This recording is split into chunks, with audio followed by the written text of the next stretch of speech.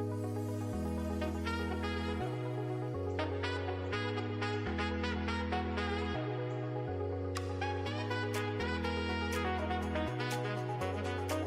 name is Chauncey Keela. I'm the Masonry and Introduction to Construction instructor here at Tulsa Tech. For me, I like working with my hands. I like working outdoors, and I get to see the fruits of my labor.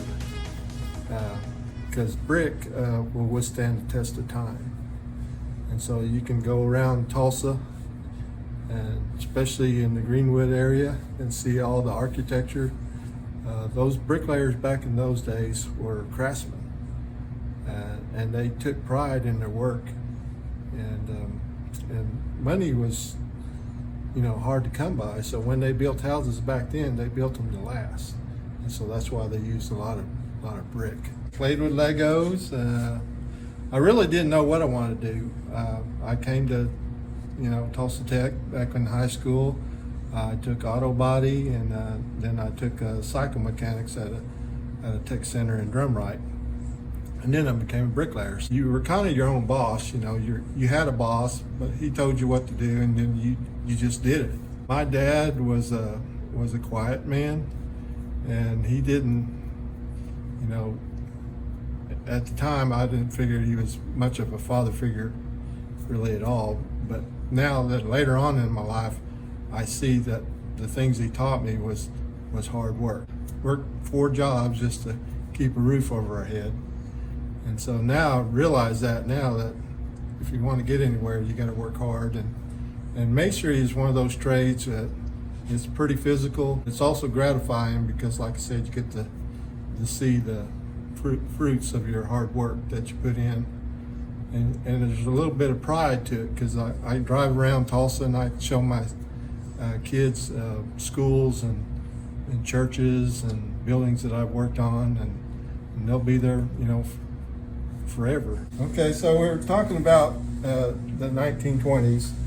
A lot of the homes and the schools were probably built with bricks like this. They're solid bricks. They didn't have holes in them back then. And then, and Acme Brick is on the north side of Tulsa there on Dawson Road. They've been making bricks for 100 years. And they quarry all the clay right there behind their plant.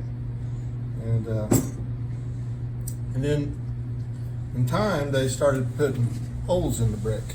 And this is a brick from our school here, which was built in 1965. Tulsa Tech is the oldest and the largest tech center in Oklahoma. And this is one of the bricks off of one of the buildings we tore down. See how small the holes are? They started putting holes in the brick to cut down on the material that it takes to make the brick. And then nowadays, they cut down on the cost of it a lot because they got bigger holes in them. But it takes more mortar now because the mortar falls down in the holes. All different colors and shapes and textures. And this brick here, the Buffalo bricks, was a paver brick that they made the streets out of Tulsa. The products have changed over the years, like on your houses, residential. This is how they used to anchor the bricks to your house. There's these simple little metal wall ties. Nail those to your studs on your house.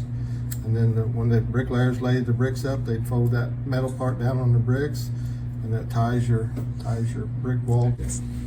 Nowadays they got different types of wall anchors. This is called the hook and pintle. You screw this to your wall, and then we lay your bricks up. Put that in there, and that lays on top of your brick. And then this one here is for seismic movement, like earthquakes. So it allows that wall to move.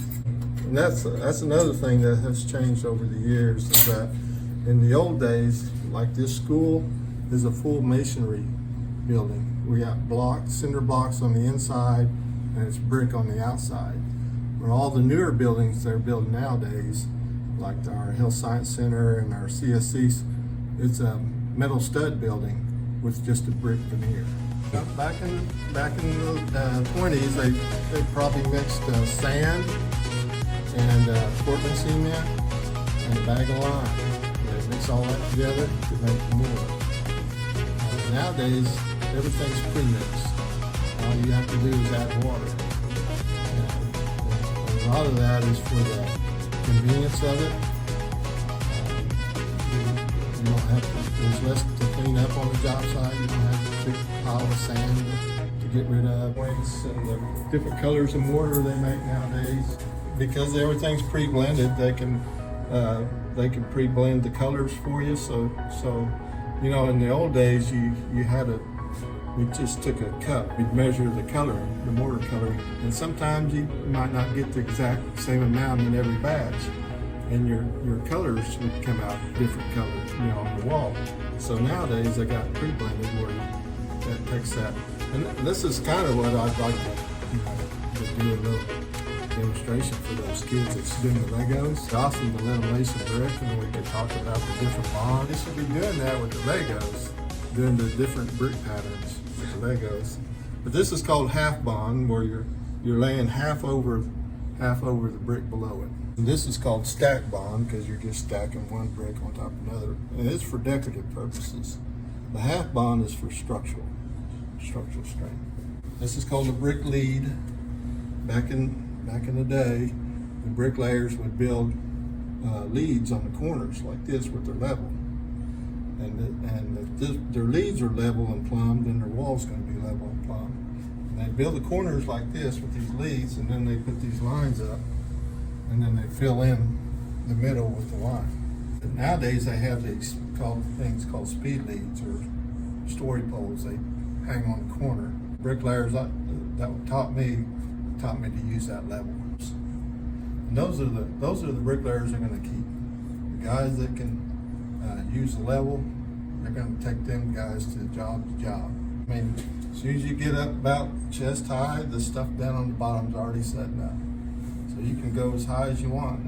And that brings up another thing about then and now, is that back then, the bricklayers would get the wall up about chest high, and then they'd bring in some scaffolding, and then they'd get up on the scaffold and go up another chest high, or 5 feet, and then they'd put in another scaffolding. Well, nowadays they have scaffolding that's automated. They're called mass climbers, and they just start up this engine, and the whole platform will raise up with the material on it and everything, and they can keep that wall for those bricklayers about waist high, where they get the most production out of it, and they can just go up all day long like that. It's like every industry, you know. Every industry is evolving, and so is masonry. They do have robots that can lay bricks, but it still takes a person to load that robot, to program the robot. And you know, the robots, they can't think. They don't have that artistry like a mason does, like a person does. And to me, you know, a bricklayer is an artist. He can take a pile of bricks and make something beautiful. My program's a 1-year program. The students are they're going to learn the fundamentals of bricklaying. They're going to learn about the tools, the masonry units, and one of the pluses is that they're going to be able to do some hands-on, laying the bricks, laying the stone, laying the block. When they graduate from the program, they're probably going to start out as helpers. And going back to the 20s, those helpers were called hod carriers. The employers are going to want to see, you know, are they dependable? Do they show up every day? Do they work hard? And they have that drive to want to be a bricklayer. They're going to give them a chance, you know, to get on the wall and see what they got.